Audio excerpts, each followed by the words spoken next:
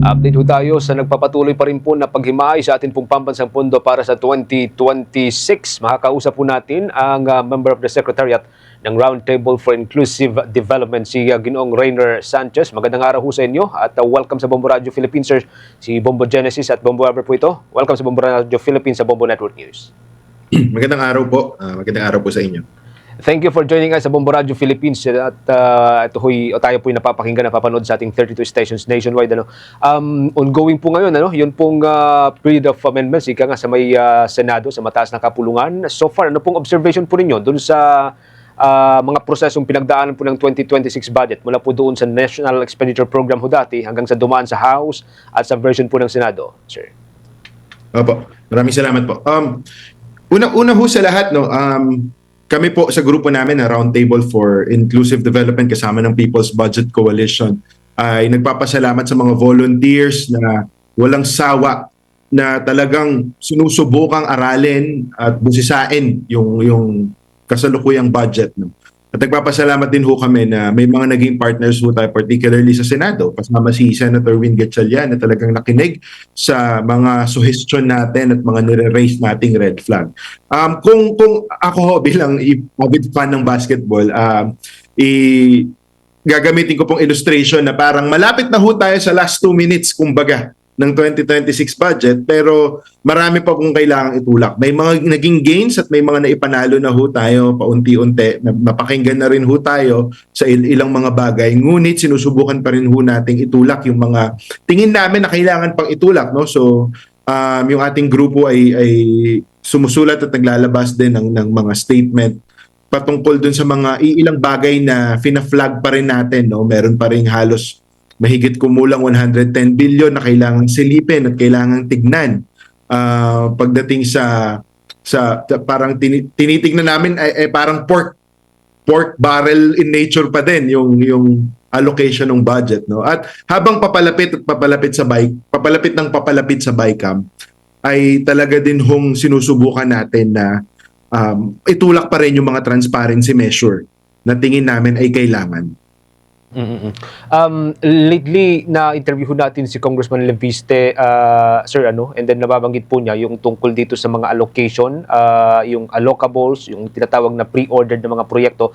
Doon sa allocable, ang fina-flag ho niya dito ay parang nangyari pa rin yung mga nangyayari ho dati na pork barrel nitong mga kongresista dahil hindi kasi inilalabas yung sinasabing computation kung paano na ilalaan yung mga budget sa bawat district na hawak ng mga kongresista. Anong take ninyo dito, sir? Opo, nakabase din ho kami sa report na inalathala ng PCIJ at mukhang lumalabas nga ho sa mga nakaraang taon ay nagkaroon ng ganong sistema at kultura na tinatawag na allocable. Ino-note lang ho natin at napakahalaga nito na laging binubusina ni Mr. Ken Abante na convener ng People's Budget Coalition na meron naman ho talagang public finance management definition ng allocable.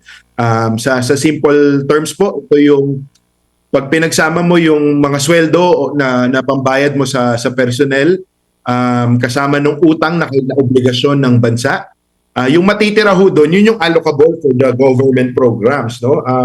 So ang lagi niyang illustration, kung 100 pesos ang budget, we have more or less 38 pesos or 38% ang allocable. However, ang naging observation ko base doon sa PCIJ report, nagkaroon ng certain formula for DPWH in particular, na only this particular USEC ang nakakaintindi talaga, at lumalabas, hindi balanse. At gusto ho sana natin na kung magkakaroon man ng ganong allocation, talagang nature-based at science-based yung allocation, particularly for this road project. At pangalawa ho, tinututulan natin ang anumang semblance of pork dahil may desisyon na ho ang Supreme Court dyan. Nakakalungkot na parang nakahanap ng paraan para magawa pa rin ito. Nirerespeto ho natin yung kapangyarihan ng lehislatura na kabahagi talaga sila ng budget process. Meron hong kapangyarihan na nakaatas para sa kanila. Pero this is a whole check and balance ho kasi. Hindi ho pwedeng involve sila sa pre-enactment, involve sila sa post-enactment, involve sila sa bawat steps of the process. No? Talagang kailangan may check and balance. ang base ho dun sa obserbasyon ng PCIJ, pati sa level ng NEP, no, or National Expenditures Program, o ang tinaguri ang President's Budget, meaning ito ho yung ipinopropose ng whole executive branch at ito ho yung dadaan ng legislative process. Dun lamang sa pagpe-prepare ng NEP mismo, nagkakaroon na ng parang allocable yung mga districts. At base nga ho dun sa listahan, medyo parang may palakasan na nangyari. You were referring to Yusek Cabral dito, sir. Yung sabi nyo kanina siya lang yung nakakaintindi kasi lumalabas Kasi sa... dun sa PCIJ report, parang ang observation siya lang nga po ang nakakaintindi ng formula na yon, no? Oo. Ang malungkot ho dito kasi nagkapalitan na or napalitan na po yung kalihim ng Department of Public Works and Highways, ano, and then lumalabas doon sa huling pagdinig po ng Senado na parang hindi rin po naiintindihan yata na mismong kalihim ng Public Works and Highways Department yung ginagamit ho dito na tawag dito na paraan ng pag-compute dito sa allocable. Opo, yun nga po ang nabasa ko din doon sa PCIJ report na sa isang hearing ho yata, parang sinabi rin ni Sec Vince, no, na siya rin mismo, parang naguguluhan siya. Pero ang maganda ho, pinangako niya na sa mga susunod na budget, mas magiging maayos at tama na ang proseso. Although, realistically speaking, kumbaga sa basketball, pinasok ho natin si Sec Vince third quarter na, after halftime na. So meaning, nakapaloob na sa sistema at proseso at nasimulan na yung 2026 budget nung pumasok po siya, no? There is only so much he can do. I believe he's doing his best. We are trying our best to also closely coordinate with him to flag certain things na tingin namin kailangan pang silipin at busisain. Tingin namin may panahon pa, may oras pa, masyadong crunch time na, malapit-lapit na tayo sa deadline na hinahabol, pero tingin namin kaya pang resolbahan yung mga kayang resolbahan. Alright. Meron din pong mga statement po dati si Congressman Liviste po ng Batangas kung saan meron daw pong listahan o database yung mga proponent sa 2025 at 2026 budget na insertion. May nasilip din po ba kayo na ganito po? Ano pong take nyo po dito? May ganong hints po, no, dun sa mga reports na nakikita natin, although we do not have the evidence. We're not insiders of the budget process po, no? So unfortunately we cannot confirm that such list exists.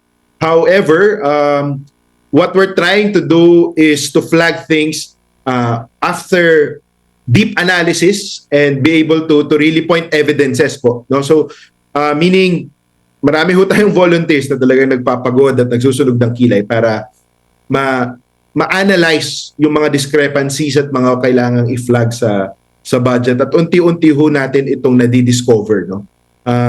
But yun, again po, we are not in a position to confirm that such list exists because we have not seen it ourselves. Alright. Do you have like a timeline po ba probably na masasabi po para mapanagot if ever po yung possible na proponent nito pong mga budget insertions dito sa kasalukuyan po natin na 2025 budget including na rin itong 2026 budget? Apo. In terms of the timeline, ma'am, unfortunately wala ho kami sa kapasidad na magbigay nun. Ngunit ang tinutulak ho natin, no, ay maipasa ang batas that really empowers the Independent People's Commission. It will create a commission that will have more power to investigate and even prosecute yung mga tingin namin ay involved dito sa scandal na to. At hindi lamang ho ito secluded sa 2025 budget, no. Naniniwala ho kami na kailangan nating habaan yung ating scope of investigation. Hindi nga lamang po under the Marcos administration, even with the previous administration, kailangan hong makita natin yung mga pattern. Kailangan hong makita natin saan ba ito nagsimula. At again, mapanagot yung mga kailangang managot. So, ang urgent po para sa amin, magkaroon ng Independent People's Commission nang sa ganun merong ahensya na talagang tututok dito, no? Although, we also are accepting the reality ho, no, na dito ho sa proseso na to, kalakip ng proseso ng ating demokrasya, ay kailangan natin ng mahabang pasensya para talagang maitama lahat ng ito. Nagmamadali kami na tingin namin kailangan magawa yung urgently kailangan magawa, ngunit tinatanggap din namin na this is a long process for us to solve.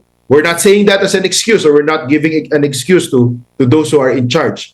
But we want to give them the affirmation that as civil society, kabahagi at parte ho kami dito. Hindi kami titigil dito lamang sa current budget process. Ngunit tuloy-tuloy kami magmonitor. Yung mga volunteers natin tuloy-tuloy mag-a-analyze at ang gusto ho nating marating ay talagang magkaroon ng hustisya. May makukulong, may mananagot at maitatama yung mga kamalian sa sistema. Dagdag ko lamang po siguro dun sa paglalaan po ng allocable sa bawat district representative.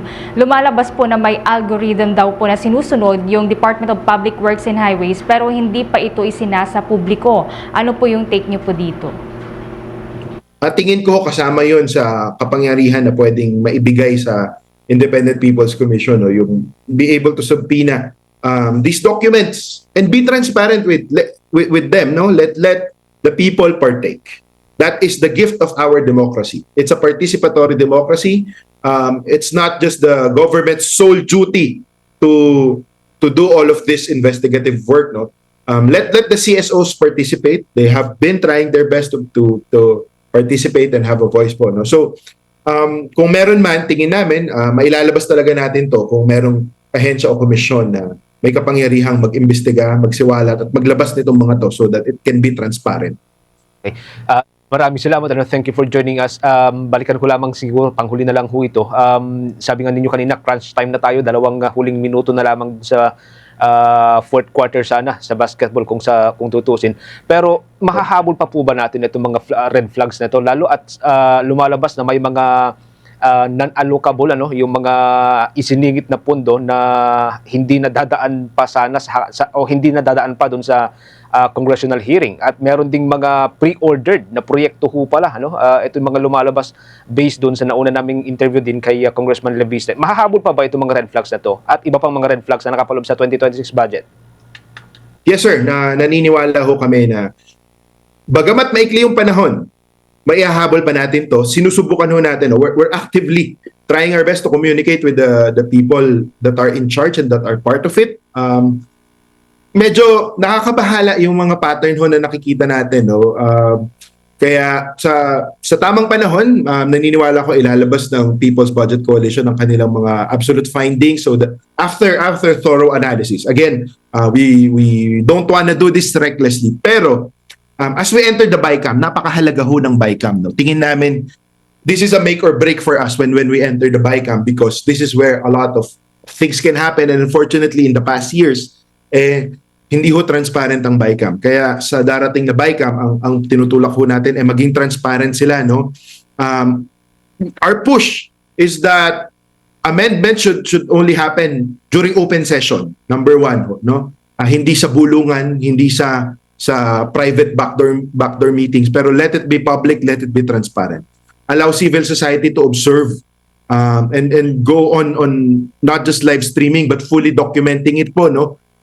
Ipakita natin ano yung mga nagbago kasi kailangan mag-reconcile ng dalawang houses. Hindi ho natin mapipigilan yung potential ng mga maging amendments, pero let them document it and let the people participate and observe and also monitor the changes that has happened. No? So, sa kasalukuyan, as the minute goes by, we're constantly coordinating with the people who are in charge. At ang tinutulak ho natin, part of it also, is a very open and transparent BICAM process. Okay. Thank you for joining us sa Bombo Radio Philippines, sa Bombo Network News. Ginoong Rainer Sanchez, sir. Ingat po kayo. Maraming salamat po. Ang isa po sa mga kinatawan po ng People's Budget Coalition, mga kaumbo, si Ginoong Rainer Sanchez. Kongre pa rin po sa 2026 budget. For the most trusted source of news and information, visit our website at www.bomboradio.com. Follow us on Bombo Radio mobile app, Facebook, YouTube, TikTok, and X, formerly Twitter. Like, share, and stay connected. Anytime, anywhere.